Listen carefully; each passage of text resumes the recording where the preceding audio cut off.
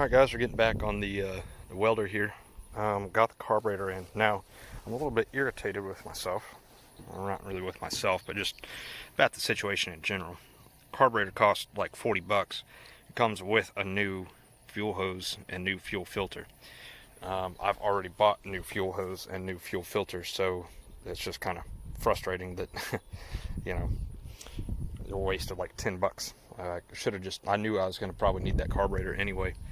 So I should have just looked at that, and then I'd realized that it comes with the whole setup, and anyway, then I'd have been done. So let's see here. In order to get this off, it looks like we're going to need to take this whole manifold off, the intake manifold. I think that's going to be the easiest way. So you could get in there. The bolts are up. No, you really can't get in there.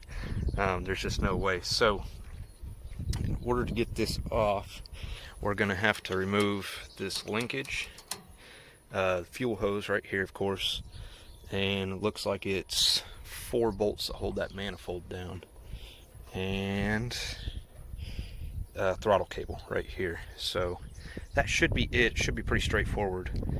I'm gonna get started on it, and if I run into anything interesting or cool, I'll let you know.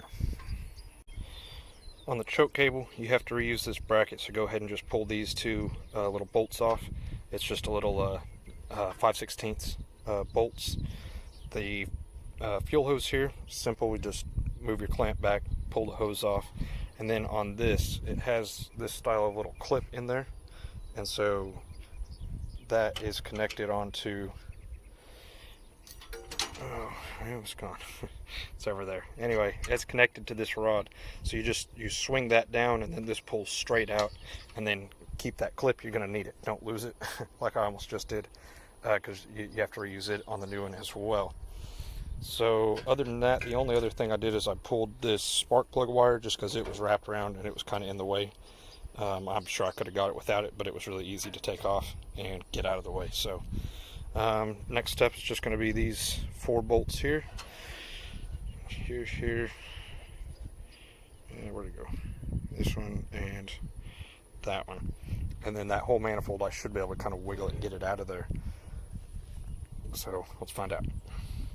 Alright, once you get those 4 bolts out, this just comes right out. You're just going to have to thread it out of there. And now just 2 bolts, that one and that one is all that's left to get this apart. Looks like you're going to have to use a wrench on it. Sockets aren't going to fit. Yeah, I guess you could take it, it's got like a little spacer, you could take that off of the manifold and use sockets. I'll just use a wrench though. Looks like it's going to be a 1/2 inch.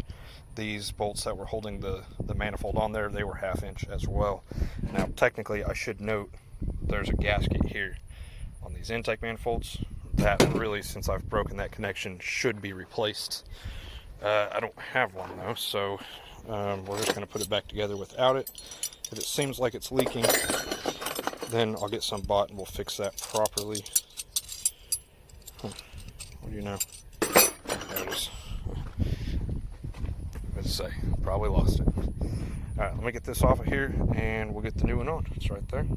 Should be done in a jiffy. Just like that. No problem. So, comes with a new gasket. Don't forget that. New carburetor.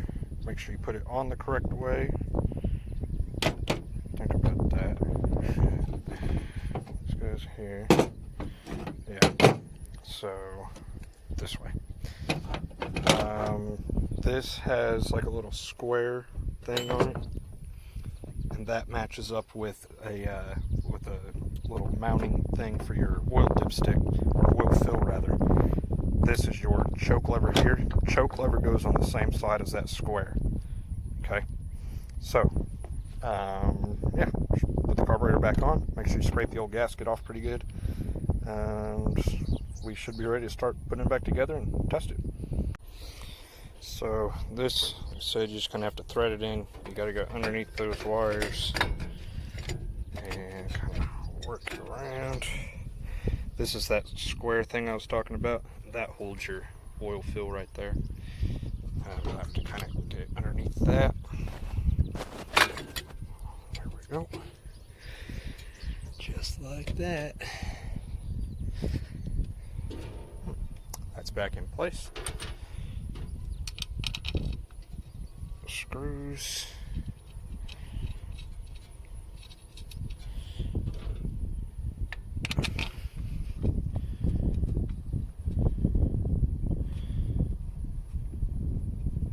Go ahead and put the spark plug wire back before I forget. Let's see here, how did that run? Right through here. Like this. Out of the way. Connects like so.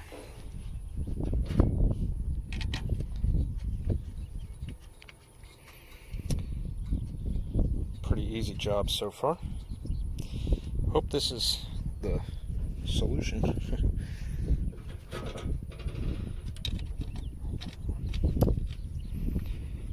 This one that holds your oil fill little, I don't know, spout there, I guess.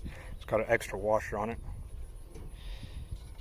Just to note that, don't lose it. I'm sure it's there for a reason. Now, one thing that's interesting, I'm looking down in here, my exhaust manifolds, both sides of them are missing a bolt. So that's odd.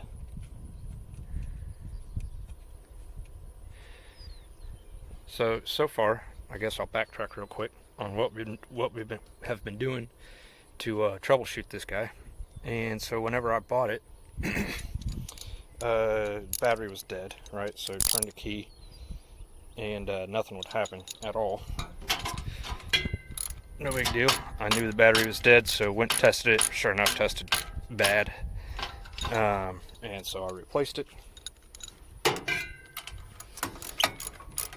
From there, it was starting to crank, but it wouldn't fire. So I pulled the spark plugs out and looked at them. They looked terrible. They were all just charred up, black, burnt. Looked really bad. So I replaced them. Oh, almost fell over. And then from there, it still wouldn't start. So I put a new fuel filter on it, new fuel lines, and then cleaned all the old fuel out, put new fuel in it, and then I noticed, you can see it's empty right now, but I'd sit there and crank it and it would never fill up with gas, which means that the fuel pump was not working. So I replaced the fuel pump, and that started sucking gas up in there. And from there, I had not replaced this last piece of fuel line, but then I noticed it was just leaking, blowing out everywhere. So I went ahead and replaced it. And still would not start, so now we're replacing carburetor. If it were almost anything else, I would have just rebuilt it, but it cost, I think it was like $44 to buy a whole brand new one on Amazon, so it didn't seem like it'd be worth the trouble to try and rebuild it when I can replace it for that cheap. And so that's where we're at now. We got new batteries, and at some point in there I had to replace the battery cables because it stopped cranking and I couldn't figure it out. And so what you could do is just put take a voltmeter and you test the voltage of your battery across the terminals, and then check it again at your starter over to where it's grounded and see if you're losing a bunch of voltage. And I was losing a couple volts. So I figured the battery cables were probably no good, so I replaced them. Fuel line, pretty simple. Just push it on there like that. Put your clamp on there. That's done. Remember, don't lose this little clippy thing. I have to have it. This part I doubt I can do with one hand, because last time I tried it, I dropped the clip and almost lost it. So let me get this put together real quick. So you have to put the clip on the bracket first, and then you can slide this rod through there.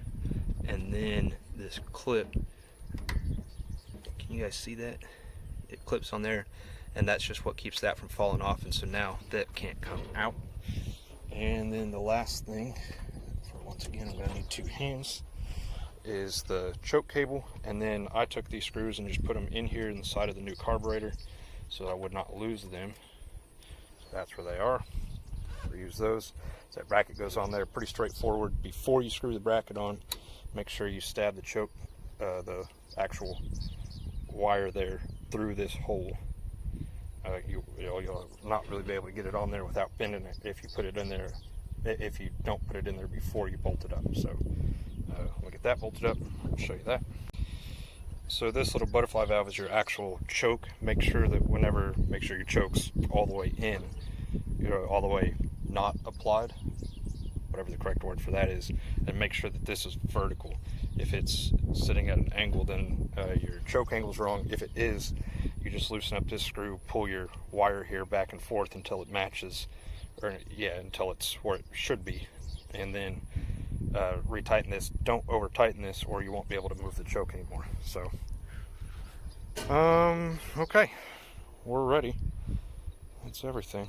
So throttle cable, fuel cable, choke cable. Yeah, well, let's test it. Get the stuff off here so I don't lose it. Oh.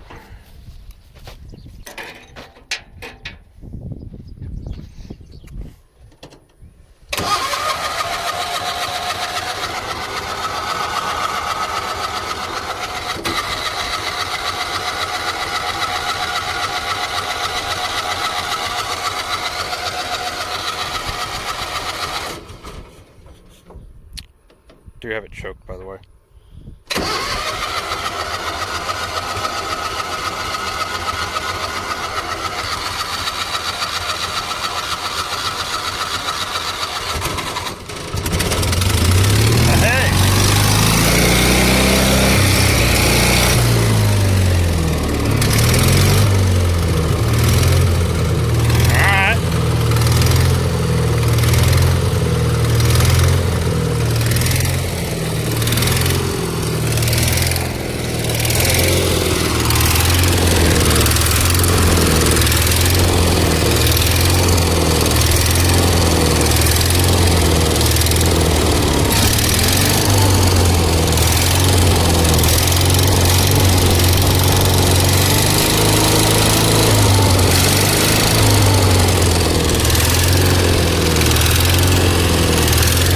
A little bit.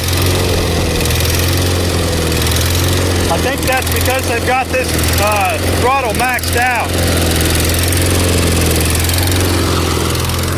Let's see if it goes down to low idle.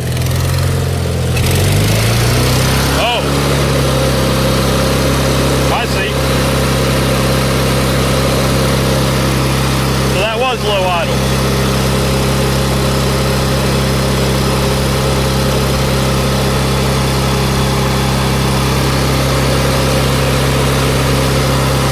Goes back to low idle.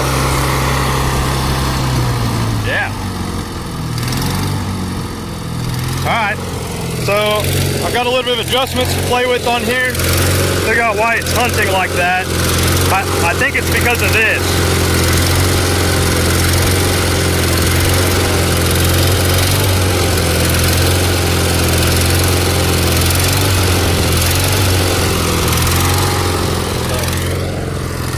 Alright, very cool.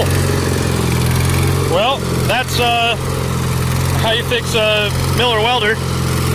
Just find parts that don't work and replace them until it works again. So they're pretty simple. These little Onan engines are rated really well. There we go, it's leveled back out. No idea how long it's been since this one ran. But so as far as troubleshooting goes, start with the battery. If it won't try to do anything. If you replace the battery and it still won't try to do anything, your battery cables are the next place you should look. Turn it off. Oh man, every time.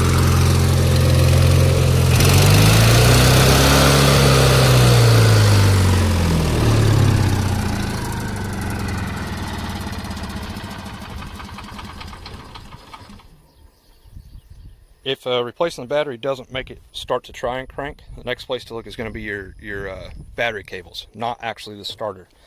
And you can test that as well. You know, it's easy to pull off of there, and I did go ahead and pull mine off and bring it in when I was going to pick up the battery cables. And I was there to get some other stuff anyway.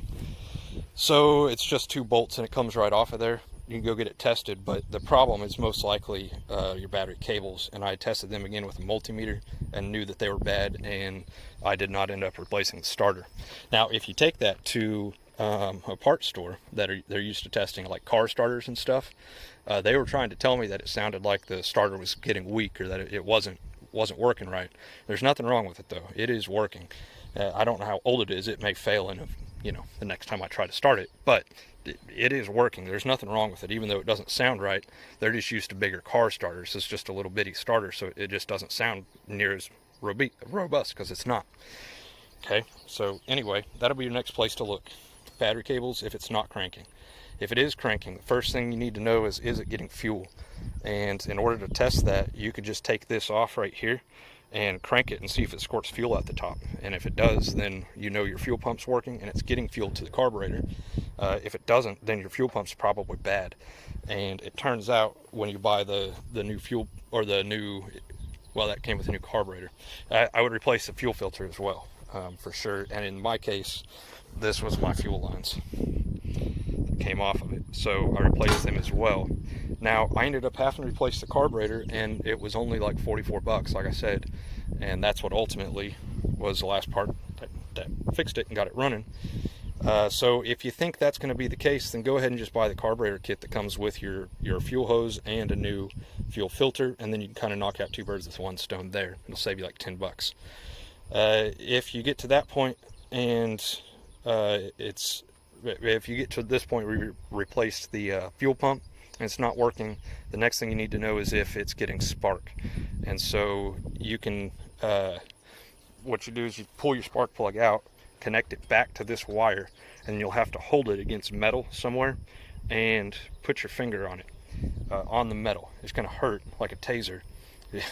But you'll feel it if it's getting spark, and you need to check both sides. If you do that at night or in a dark room, sometimes you can see the spark. It's really hard to see though, especially in the daylight, but you can feel it though, so you'll know then if it's getting sparked.